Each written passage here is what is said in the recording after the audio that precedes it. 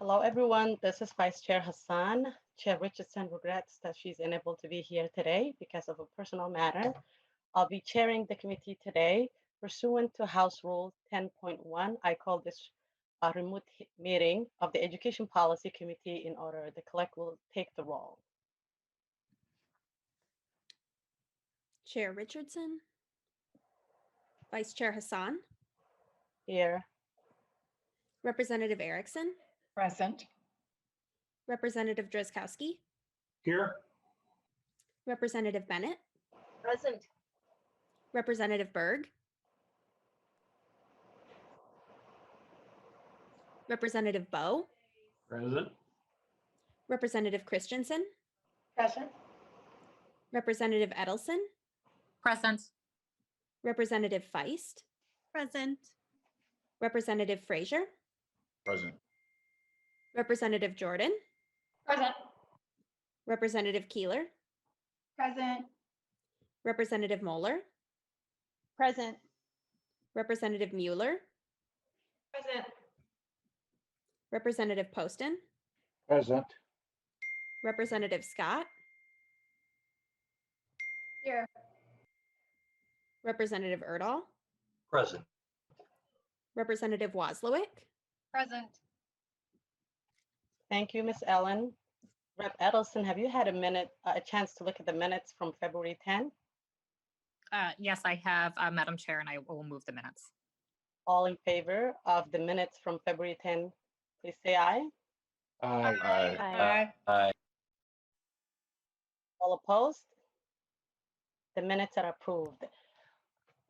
Members, today we have in front of us House File 561, Rep. Urdahl's bill. Rep. Urdahl, would you like to move your bill? I believe it's going to Education Committee. Is that correct? Yeah, I will move the bill. I'm not sure where it's going. But I move the bill and send it wherever it needs to go. Excuse me, it's going to Education Finance. Okay, that's what I thought. Thank you. My question is, there's no money in this bill.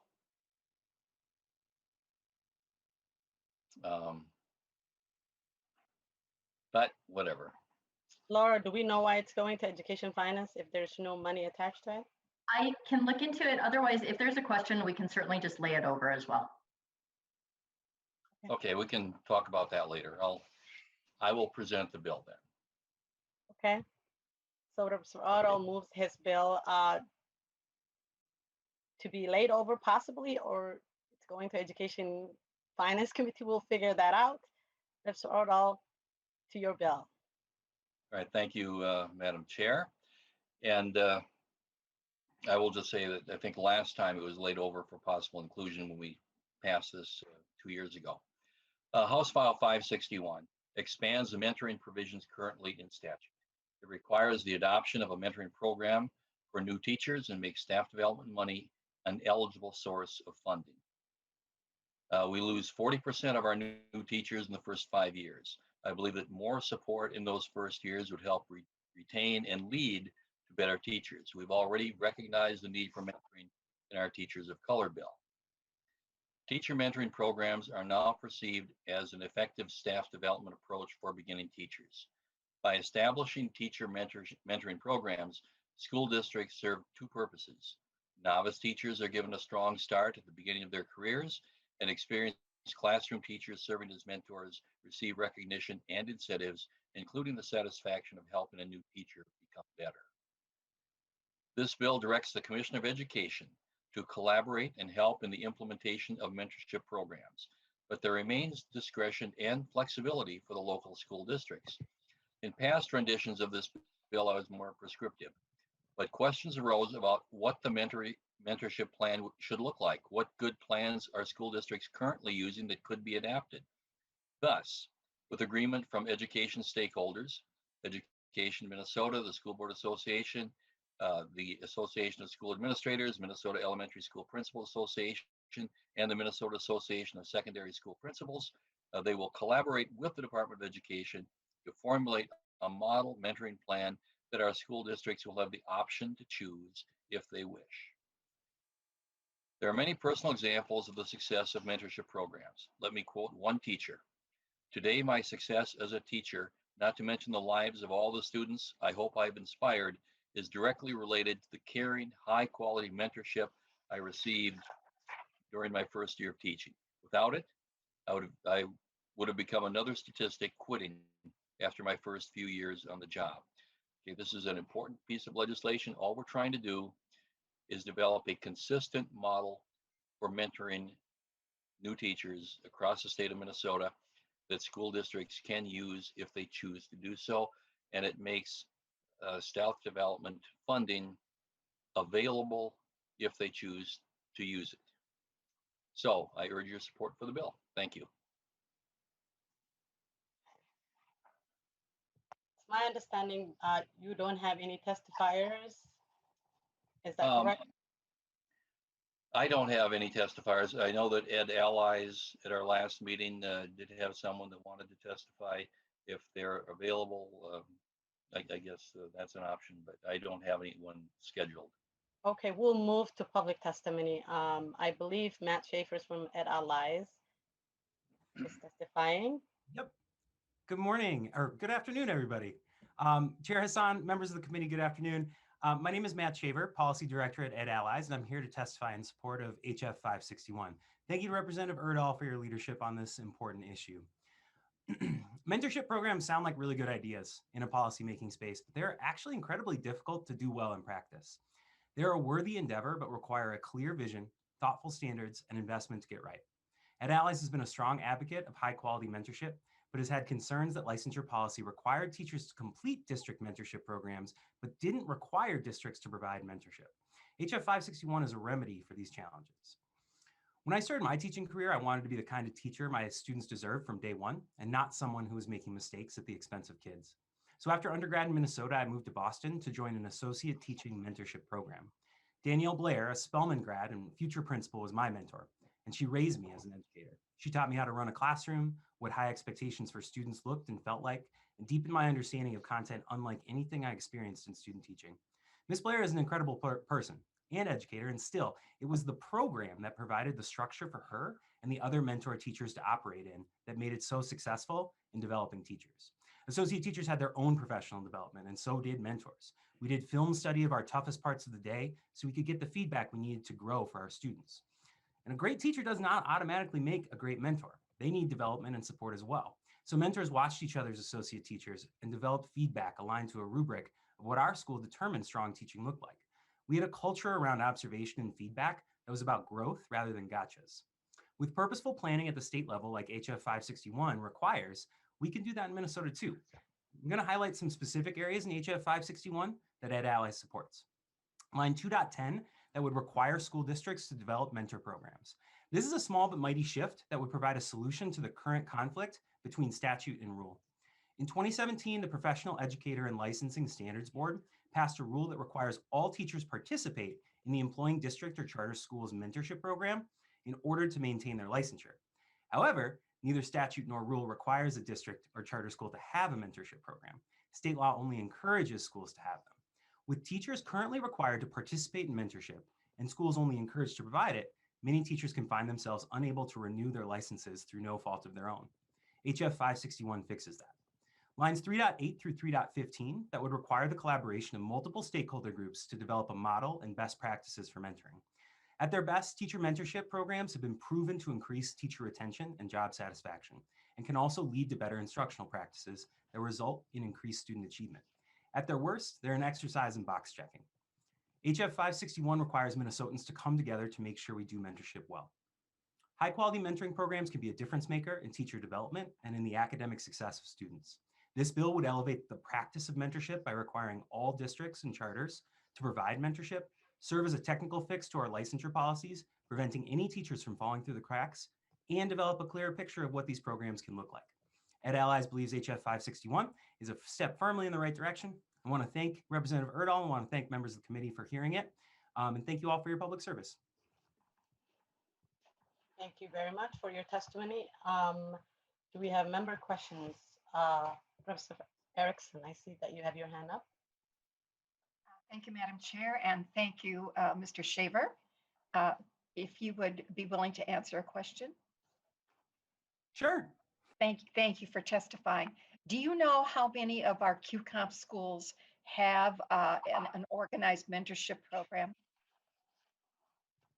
Chair Hassan and Representative Erickson, thank you so much for the question. I don't have that information on me. I apologize. Madam Chair? Yes. Thank you, Do you have a Mr. follow-up? Shaver. Yeah, and I didn't mean to stump the testifier, but I think, that QComp is the perfect vehicle for mentorship programs in our districts. But do you have a copy or a document that you can share with us that illustrates the program that you studied under and used in Boston?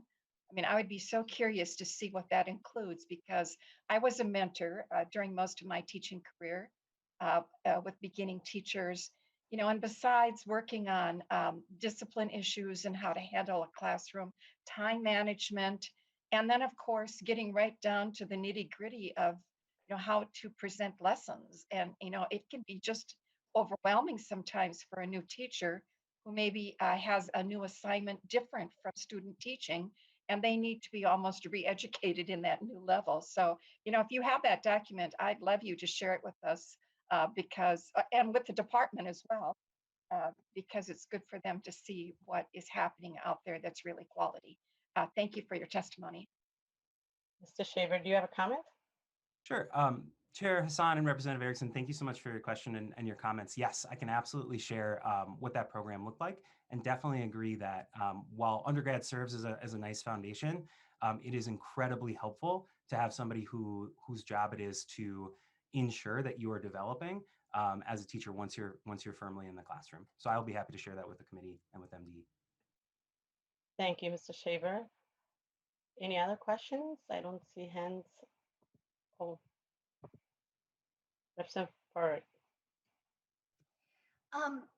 Thank you, Madam Chair. I just have a question for the author. I'm wondering, could you tell me your thoughts on the value of requiring mentorship rather than just offering it for those that are interested? For example, I was offered a mentor as I came into this job, and I was happy to have a mentor. But what is it about the requirement that's important to you? Thank you. Rep. Urdahl. Thank you, Madam Chair and Representative. Well, first of all, the fact that we are losing 40% of our teachers in the first 5 years, in their first 5 years. This means that they are not getting the support that they need. At least that's one of the components. They're not getting the support that they need to succeed in the classroom. And by making it required that that the school offers a mentorship course instead of encouraging, as Mr. Shaver pointed out, there are areas where we are requiring that teachers have a mentorship program, but that doesn't always correspond with a school district having the program for them to take. So what we're trying to do is to develop a consistent model that is brought forth by these education stakeholder groups that can be used by school districts across the state of Minnesota if they choose to do so. If they've got a better program, that's fine. But in terms of requiring it, I think that is important in terms of making it consistent, and also important to make sure that our new teachers do have that support that I think is greatly needed and missing in a lot of our school districts. Thank you. Representative Burke, do you have a follow-up? I do. Thank you, Madam Chair. So one of my concerns, and first of all, both my parents are teachers, and education is a passion of mine from a personal space with my own children. So I'm just trying to get a better understanding as I've been speaking with a lot of teachers in my district and a lot of voters about this. But for example, conversations with my teachers, there comes up a lot. There's a lack of prep time. They go from class to class to class to class. Their class sizes are huge, 25, 30 students, it's hard for them to take an extra moment out of their day to do anything other than plan for their next class and prepare their next lesson. What were your thoughts around the time requirement on this? Are they required to meet with their mentor? I mean, our teachers don't have enough hours in the day as it is. So I'm wondering what your thoughts are on that piece of it. Thank you. Rep. Urdahl. Thank you, Madam Chair and Representative Berg. Several things. First of all, this is, again, for new teachers. Veteran teachers don't have to have the mentorship program. I'm talking about those teachers in those first 3 years who are probationary teachers for the most part. And this is not, I'm not looking that veteran teachers be assigned to do this. It's their choice. If they believe that they have the time, if they can spare the prep time or whatever time this comes out of, then if they're willing to do it, they can do it. And in terms of the timing of this, part of what I'm talking about will be developed by the committee that's going to make the recommendation. So, I mean, I honestly don't see this as I was, Representative Berg, I was in the classroom for 35 years. There is time to help out new teachers if you choose to do so. Thank you. Any other questions? I don't see any hands up. So, Reps. Urdahl, I'm told that Education Finance want to hear this bill. So with that, we're going to renew your motion to refer House File 561 to the Committee on Education Finance. Ms. Ellen, would you take the roll? Thank you, Madam Chair. It's always nice to have my bill wanted by another committee. That's a good sign, I would say. Chair Richardson, excused. Vice Chair Hassan. Aye. Representative Erickson. Aye. Representative Drazkowski. No. Representative Bennett. Aye. Representative Berg. Aye. Representative Bowe. Aye. Representative Christensen. Aye. Representative Edelson. Aye. Representative Feist. Aye. Representative Frazier. Aye. Representative Jordan. Aye. Representative Keeler. Aye. Representative Moeller. Aye. Representative Mueller. Aye. Representative Poston. Aye. Representative Scott. Aye. Representative Urdahl. Aye. Representative Wozlowick.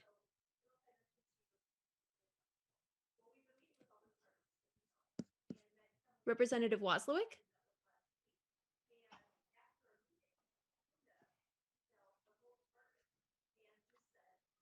Madam Chair, there are 16 ayes and 1 nay. Thank you, Ms. Allen. Representative Urdahl, you are on your way to Ed Finance. Thank you. Thank you. Members, next we have House File 351. This was originally scheduled to be heard on February 10, but because the bill that we were hearing had a lot of testimony and a lot of questions, we ran out of time. So Representative Scott was gracious enough to agree to hear this bill another day. So here we are. Representative Scott, would you like to move your bill? I believe it's going to be laid over for possible inclusion in the omnibus bill. All right, Madam Chair, yes, I'd like to put House File 351 before the committee for possible inclusion in an omnibus bill. Thank you, Representative Scott. To your bill. Thank you, Madam Chair. In December, as we almost always do, legislators from Anoka Hennepin School District were invited by the school district to participate in a meeting that would go over their legislative platform and priorities. And so we did that by Zoom this year.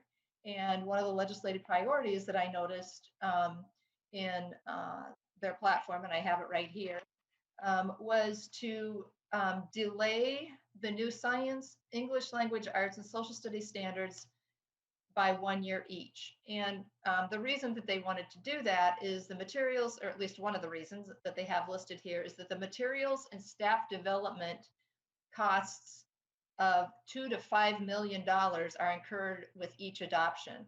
And I think the other side of this is just that, and it does say on their legislative platform to address the issues during this during COVID-19. And I think the other issue there is, what is the best use of our teachers' staff development time and resources overall during this COVID pandemic, where there's been a loss of learning. So this bill would also allow teachers and staff to focus more on that learning loss and getting kids caught up by having this 1 year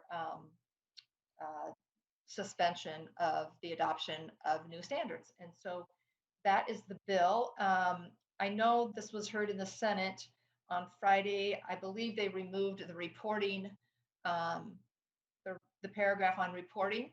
And so I'm assuming, actually, I'm surprised this bill doesn't have to go to education finance, because there is a fiscal note attached with that. But the plan would be to eventually get rid of that paragraph requiring the reporting, because that would put a fiscal note to this bill. But I believe Superintendent of Anoka-Hennepin David Law is with us today and was planning to testify to this bill. Thank you, Madam Chair. Thank you, Representative Scott. And Mr. Law, are you? Yes, I am. Chair Hassan. Right. Go I'm ahead. just my volume. Can you hear me okay? We can hear you. Go ahead. Yeah, thank you, Chair Hassan and members of the committee, Representative Scott, for authoring this bill and moving it forward. You're correct. This is on the Anoka-Hennepin legislative platform.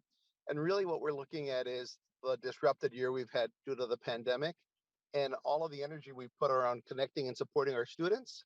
And that this bill would allow us, we would typically spend this year preparing our teachers for the new science standards, including curriculum adoptions and staff development and getting ready for the next fall. So when kids walk in the building, our teachers are prepared to teach to the new standard. We've lost that opportunity. Just in terms of sheer days, our teachers might spend 90 days practicing with new materials so they get the student feedback and parent feedback on those materials before making a decision for $3 to $5 million and making that investment. This year, our students have been in person a total of 8 days as of today.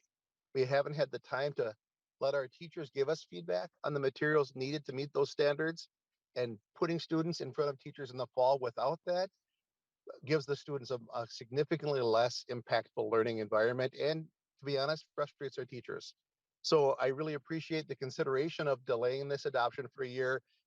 We had a mutual agreement with the Department of Education on Friday afternoon, and I believe there's consensus around the delay of this adoption. It shouldn't put off, or the implementation, it shouldn't put off any adoption that's out there. That statutory timeline stays in place for science, social studies, ELA.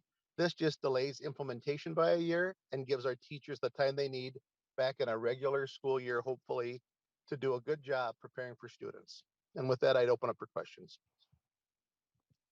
Thank you very much, Mr. Law. I believe there is a public testimony from MDE. Adosh Uni is here. Good Mr. afternoon, Uni. Madam Chair, thank you. So, Madam Chair, my name is Adosh Uni. I'm the Director of Government Relations from the Department of Education. Thanks for the opportunity to testify on HF 351 today. Representative Scott and MDE have had the chance to connect, and we were able to connect recently on some of our thoughts on the bill, and as Superintendent Law mentioned, some of the progress we've been making on trying to come to a consensus. We met with some of the supporters, including Superintendent Law, as he mentioned on Friday, and I think we're very close to some mutually acceptable language. I think it's just we're on a holiday weekend and we're just trying to hammer that out. But Superintendent Law mentioned some of the considerations we're taking, and the goal of the bill is really around implementation on the district side of the level. And so I would say that we're very much in support of ways we can help districts out and provide some relief around COVID recovery. And one of the areas is around standards implementation. And we think the bill does in its current form provide a decent start towards that goal, but I just want to add a little bit more detail to what Superintendent Law said, just so we can be clear kind of where the department believes there needs to be some tweaks and some added language so that this is, rather than a catch-all, this is more of a specific targeted tailored relief for districts. So first, MDE strongly believes that that we should be able to continue our review and revision of the social studies standards. We're well into that process, and it has no impact on district work in the 21-22 school year. Second, we would like to be able to have the ability to provide implementation assistance to districts and charters that seek it out. And it just does seem like in its current form, the bill does prevent that. So we just want to make sure that we're an available resource for districts that are continuing to do work. Third, there may be some consequences, as the bill's written, to future implementation of the Minnesota Comprehensive Assessments. That's the state's standardized exams, especially ones on science, which depend on multi-year implementation of standards in the classroom to be prepared for the first iteration of the new science test, which is aligned to the standards that were initially revised in 2018 and 19 and are set to be implemented in 23-24. And standards implementation and the timelines on which they function does have an impact on the tools that measure student achievement. So as I mentioned, we are working with Superintendent Law and other supporters to finally tune the language that addresses future assessments and standards implementation timelines. And we really believe that a longitudinal approach rather than a simple pause could provide this mutually agreeable solution. And finally, I would just like to note that we are also not supportive of the report required in subdivision 2, but we really appreciate the willingness of the author to remove that subdivision. So with that concludes my testimony, and I stand for any questions. Thank you. Thank you, Mr. Uni. I believe there's some work that you guys and Rep. Scott needs to do, and hopefully that can be done offline. I see Rep. Frazier has his hand up. Yes, thank you, Madam Chair. This question, this kind of came up with Mr. Uni when he talked about the MDE's position on pausing the review of the social studies, and I had concerns about that piece. And so this question goes to the author.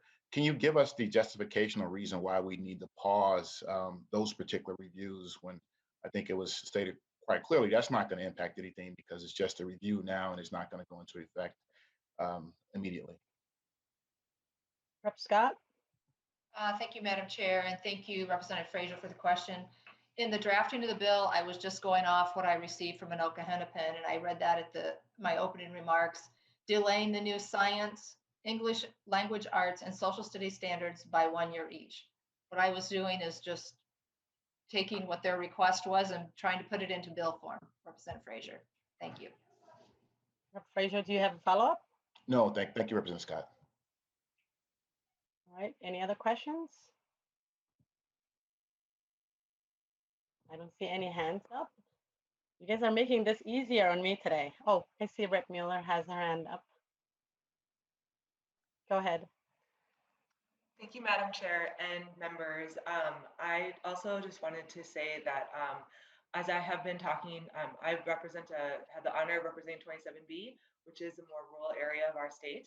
And so I was doing a tour of Grand Meadow this past weekend, and this idea of trying to implement new standards had kind of come up as well, and talked about Rep. Scott's bill.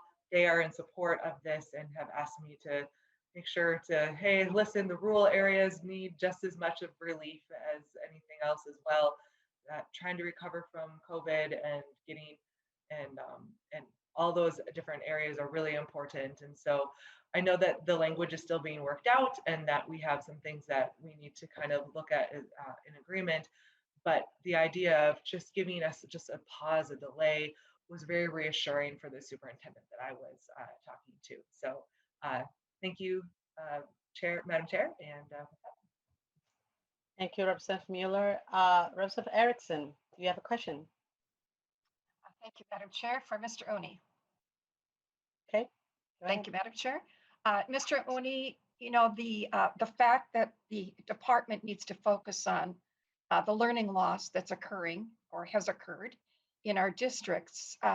So, you know, please explain why you want to stay on track with for example, the science area, when we know very well that that's one of the academic areas, I'm afraid, that students have had little or no instruction in through their distance learning platforms.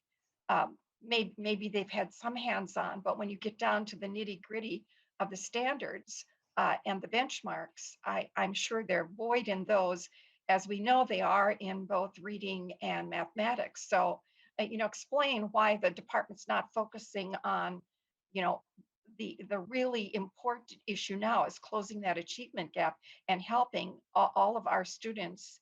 And that means district help, charter help, to catch up, to close that learning loss. Mr. Oni? Madam Chair, Representative Erickson, thank you for the question. I think that goes to one of the reasons why we continue to work on this language with the supporters. We really want to embed in there the ability to be able to continue to provide our implementation assistance to districts. And to your point as well, we agree with the overarching goal of the bill to provide some relief in the implementation of the standards for districts. And they've really identified science and ELA, which are up next for really implementing in the classroom. And if we don't disagree with the idea that could provide some relief, and the tailored language that we'd like in there as well around the implementation of those new standards is to make sure that we don't create any confusion or lack of implementation. So we delay those timelines a little bit to make sure that we get them the appropriate implementation timeline for when the MCAs start, as well for our work when we need to do some field testing of those questions that go into the MCAs so that they're fully representative of the standards that have been implemented. But to the first point I was making, I think it's really important that the department is still able to provide that implementation assistance around all standards that are being implemented in the classroom right now. Mr. Erickson, do you have a follow-up? Thank you, Madam Chair. Well, Mr. Uni, I hope that the department is really focusing on learning loss. And that's where the focus needs to be now and throughout the school year and into the next school year. We need to be discussing innovative ways to address some of this. I think the focus on standard revision and the testing that will ultimately be a result of those new standards and benchmarks can wait. In fact, the legislature could officially delay a lot of that. But we really need to focus on the learning loss. And I just can't tell you enough times how our children have lost out during this time away from their classrooms. So, give us some innovative ways to deal with the learning loss instead of focusing on, well, we want to implement this and get going so we're ready with the science test. I think that's something that we need to really hold off on so that we can get our children caught up as much as possible to give them hope that they're ready for the next level of learning. Thank you, Madam Chair. Mr. Oni, do you have? Yeah, Chair, thank you. I just wanted to provide some clarification that, we do agree with ultimately the goal of the bill is to provide that delay so that districts can focus on the recovery efforts that they are so much very interested in doing next year. And I know this is a policy committee, but just to make everybody aware that the governor, lieutenant governor, and department has put forward solutions for starting recovery this summer with academic enrichment to tackle learning loss, as well as mental health and behavioral supports through federal funding and through state funding for this summer. We'll be talking about it as we go through. I know that there's very much interest in that. Representative Erickson, we also share that interest in providing various innovative solutions for combating learning loss, while also providing those supports that I discussed. But just to go to that point, I think the goal of the underlying goal of the bill is to put off implementation of those standards next year so that districts can continue to focus on recovery and learning loss. And I think that the standards team really can be focused on continued work, finishing out our rulemaking activities, finishing out our standards that we're currently working on, so that we can also be prepared going into the future as well as we come out of this pandemic and having focused on recovery around learning loss. Thank you, Mr. Oni. Representative Keeler. Thank you, Madam Chair. I guess I want to make more of a statement. I really appreciate that people are bringing forward the fact that we need to be innovative and we need to look at learning loss. But I think we need to remember that there's been learning loss taking place long before the pandemic. We can see that in our numbers. We can see that there are huge achievement gaps in different areas. So to say that like this last year, we're just seeing these gaps is actually false. We've been seeing these gaps for a very, very, very long time. So I think whatever we implement right now, like taking away testing, that's great. We're not going to see the numbers for this year. But I mean, I think we really need to focus on closing those gaps. We know that when a student moves, they lose an average of 6 to 8 weeks of learning. And we know families move when they're in transition, whether they're homeless, whether they're moving because of foster care systems, whether they're moving because of job movement. And so I just think it's unfair to assume that the only time that we've had loss in learning is this last year. And I think we need to work together to move forward to make sure that this is an ongoing conversation. Thank you. Thank you, Representative Kaler. That is indeed a fact that, you know, we have shameful disparity numbers when we look at our education for our mainstream students versus our Black, Brown, and Indigenous students. So indeed, we have a lot of work to do, and it's my hope that we will continue to work together to help every student succeed. With that, I don't see any more hands.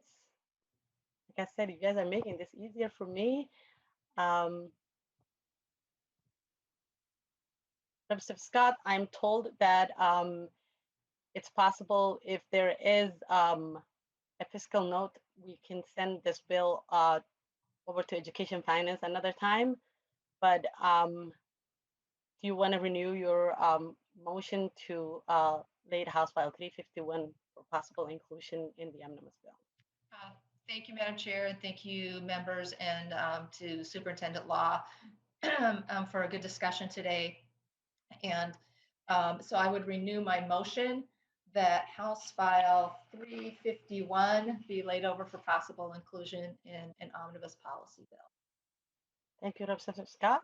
And I don't believe we have any other business, so we are adjourned. Thank you, everyone.